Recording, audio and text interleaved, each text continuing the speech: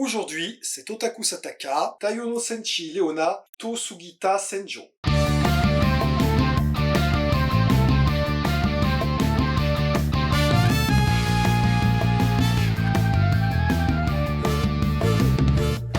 Minasan konnichiwa, akemashite omedetou gozaimasu, perfetti Guillaume des, et comme pour l'année précédente, on démarre celle-ci avec des vidéos en retard. Et cette fois encore, c'est en grande partie pour des raisons indépendantes de ma volonté. Déjà, c'est pas évident d'enregistrer des vidéos quand votre voisin du dessous loue son appartement sur Airbnb à des personnes qui n'ont pas bien gnoqué que les autres résidents ne partageaient pas forcément leurs goûts musicaux. Ajoutez à cela des rhinites à répétition, suivies d'une gastro-entérite que, par solidarité, j'ai partagé avec les autres membres de ma famille.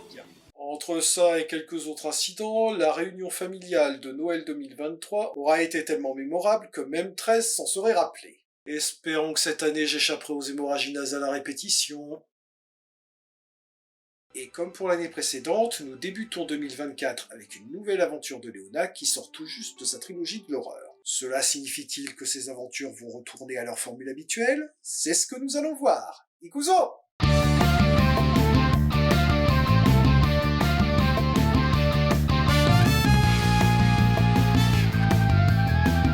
On commence par un générique dans lequel Leona court au ralenti car elle se croit dans Alerte à Malibu, et rebelote pendant les combats. Zack Snyder is the blueprint.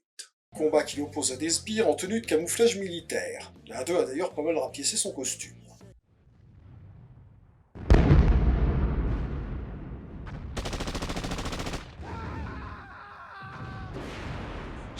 Lumière!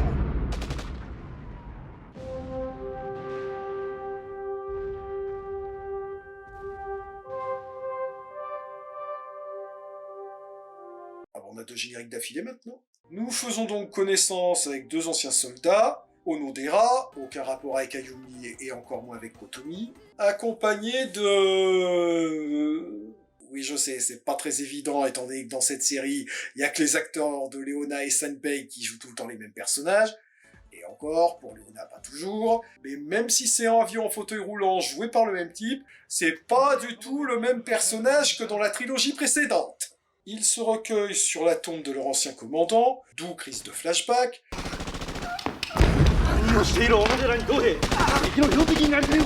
Ah oui, la fameuse bataille de l'entrepôt du quartier. Je sais que Zen Pictures n'a pas beaucoup de moyens pour ses films, mais c'était trop cher de tourner une scène de bataille dans une forêt avec juste un filtre pour faire nuit, voire la tourner de nuit carrément, hein, c'est pas ce qui vous arrête d'habitude.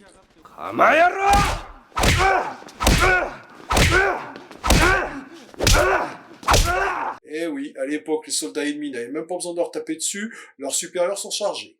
On gagnait du temps.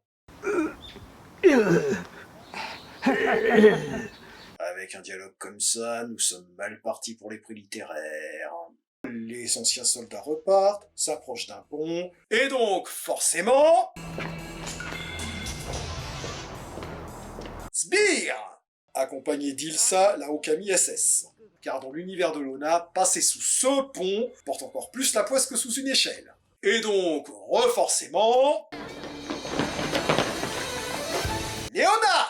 Qu'à ce stade, je soupçonne de surveiller ce pont H24 en attendant que les sbires de Garonté débarquent. Ça, ou les sbires passent à horaire régulier, comme les bus. C'est malin, maintenant j'imagine Leona et les sbires de Garonté qui pointent comme le loup et le chien de berger dans les Looney Tunes. Et non, ce n'est pas Ville Coyote. C'est moi ou il mate ses fesses, là? Crise de flashback, consacrée à la mort de leur commandant, et à une petite course sur place pour garder la forme. Allez, une, deux.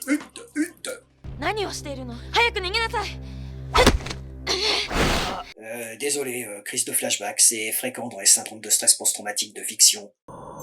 Allons, on est où là? J'ai vraiment aucun sens de l'orientation. Débarque alors le fantôme de leur commandant, qui leur sort le bobard habituel, à savoir Leona est en fait une méchante, qui veut conquérir la Terre, et sa mission, s'il décide de l'accepter, comme s'il avait le choix, va être de devenir un monstre de la semaine pour l'affronter. Onodera prend donc la décision de revêtir à nouveau l'uniforme, décision que son compagnon conteste à terre. Ilsa s'enfuit pour attirer Leona dans un entrepôt. où elle se retrouve face à Sanpei, qui tient en joue Shimura, alias boulet à lunettes, car il s'est laissé convaincre de rejoindre l'armée. Alors, connaissant ses résultats scolaires, je veux bien admettre qu'il ne sache pas que le brassard rouge, là, c'est un signe distinctif des méchants depuis 39-45. Mais qu'il ne percute pas quand Ilsa mentionne Garunte, faut croire que son cerveau s'est pas complètement recomposé depuis sa période zombie. Inutile, elle viendra pas, elle est trop occupée à surveiller le pont. Et donc, arrive ce qui devait arriver, les soldats se retournent contre Senpei, et tout ce beau monde est emmené en prison. Comme Ilsa a vu le film Voyage au bout de l'enfer, elle oblige Senpei et Shimura à jouer à la roulette russe, jusqu'à ce que Leona, qui s'est libérée on ne sait comment, débarque dans une version militaire de son costume et descend les méchants. S'ensuit une fusillade à la limite de la parodie involontaire, entre ce genre d'images, les bidons apparemment faits en adamantium, et les effets sonores répétés en boucle. Il manque plus que le DJ là.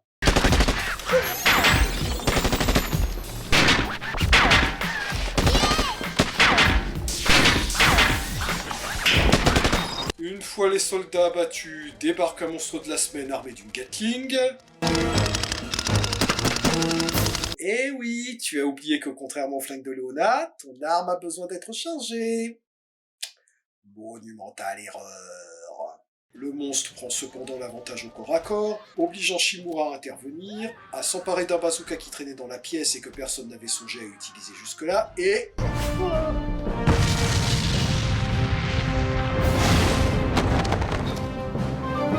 Oh, efficace l'engin. On se demande pourquoi Leona s'emmerde avec son Leona Flash et son Leona Tornade. 邪魔者は消えるとするか。じゃあな。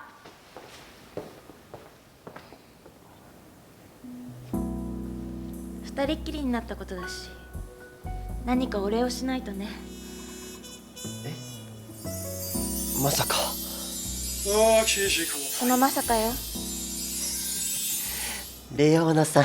Ils vont nous faire le coup à chaque épisode, c'est ça? Non, c'est la dernière apparition de Shimura. Ah, merci, voix dans ma tête. De rien, Jeanne d'Arc. Retour donc à la réalité où Leona est prisonnière et obligée de prendre la place de Senpei pour la partie de roulette russe. Ok, Ilsa. Comment t'expliquer ça en termes simples, faciles à comprendre? Léona est indestructible! Même une tronçonneuse, ça lui fait rien! Les seules choses qui peuvent la blesser, c'est son équivalent de la kryptonite, qu'on n'a pas depuis Néon Genesis d'ailleurs, si j'ai bonne mémoire, qui était en continuité en plus, et les suçons. Je l'ai fait exprès de dire que j'étais mort. J'en déduis donc qu'Ilsa est en réalité la mère zombie de la trilogie précédente, et que comme pour Sanpei, son cerveau ne s'est pas complètement recomposé. Débarque alors au Terra.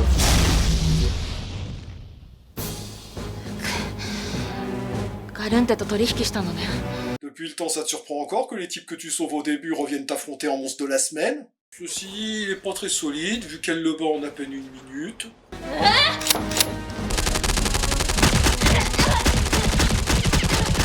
Je me disais aussi... Et juste quand elle se décide enfin à utiliser son attaque finale de la mort qui tue...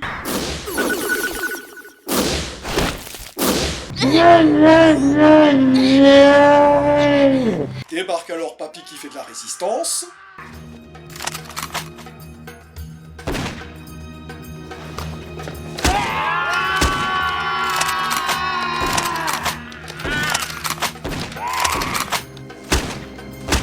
Alors, pour le côté épique, échec critique. Par contre, pour le côté comique, réussite critique. Et pendant que le monstre de la semaine est occupé à discuter avec le fantôme du commandant, Leona les attaque finalise tous les deux, rendant ainsi ses esprits et sa forme humaine à Onodera.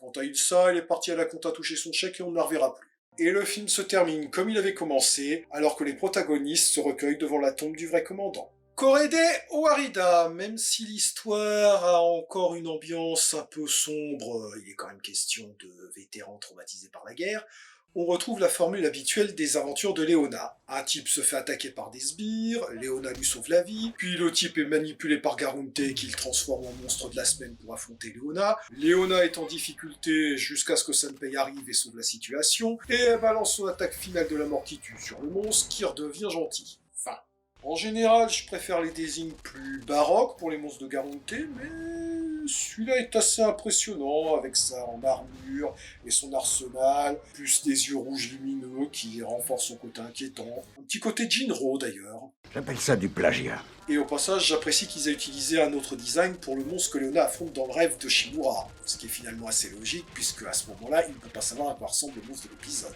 Niveau attaque et torture, on ne retrouve malheureusement pas l'inventivité des épisodes précédents. Par contre, même si c'est uniquement dans une scène de rêve, j'aime bien le costume version militaire de Léona. Entre ça et la tenue de Dark Léona de la trilogie précédente, on a l'impression que les auteurs essayent de la doter de tenues auxiliaires ayant chacune sa spécialité, comme c'était le cas pour Wonder Woman dans la série télévisée des années 70. Pour ceux qui ne s'en souviennent pas ou n'auraient jamais regardé la série, en plus de son costume original des années 40 et de la version années 70, elle avait également une tenue de cow-boy, même si celle-ci était une exigence de l'acteur Roy Rogers qui n'avait accepté de tourner dans l'épisode que si elle ne portait pas sa tenue sexy en présence des enfants qui jouaient ses fils adoptifs. Je me demande ce qu'il a dit quand il a découvert qu'elle le portait quand même dans une scène à laquelle il ne participait pas. Ah ça, être acteur enfant dans Wonder Woman à l'époque, c'était le plus sûr moyen de frimer devant les copains à la cour de récré.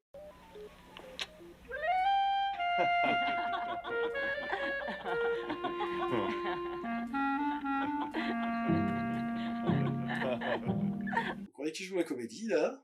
Assez tôt dans la saison 2, elle commence à utiliser une combinaison de plongée. La légende prétend qu'ils avaient d'abord pensé à une version bikini de son costume, mais se sont vite rendus compte qu'il ne tenait pas en place durant les scènes aquatiques. Puis, dans le dernier épisode de la saison 2, elle étrenne une tenue de motocycliste. Et enfin, dans un épisode de la saison 3, elle porte une tenue de skateuse. You're not gonna believe this, but there's some broad on a skateboard coming after us.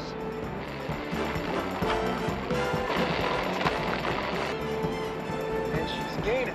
Pour en revenir à ce nouvel opus de Léona, même s'il n'est pas désagréable, on sent que les auteurs commencent à peiner à se renouveler et qu'il serait temps que la série change de formule. Et ça tombe bien puisque le prochain épisode sera justement consacré à sa bataille finale contre Garonte. Mais nous verrons ça en temps voulu. Merci d'avoir regardé cette vidéo. Si elle vous a plu, n'hésitez pas à la commenter, la partager, la pouce-vériser, vous abonner à la chaîne et éventuellement la soutenir sur mon compte Tipeee. Et je vous rappelle que vous pouvez retrouver les critiques écrites sur Casse Critique et sur Tokuona, où je parle de Cybercop, une série des années 80 dans laquelle des policiers en armure high-tech combattent une organisation terroriste qui cherche à éliminer l'humanité pour la remplacer par des machines. Une série qui a inventé pas mal de concepts qu'on retrouvera par la suite, mais dont on retient surtout les effets spéciaux, et ce pour les mauvaises raisons. J'allais! 感情をリードで戦ってたまには理性も手伝ってきったんばったのしてた腕つけてねきっとね私は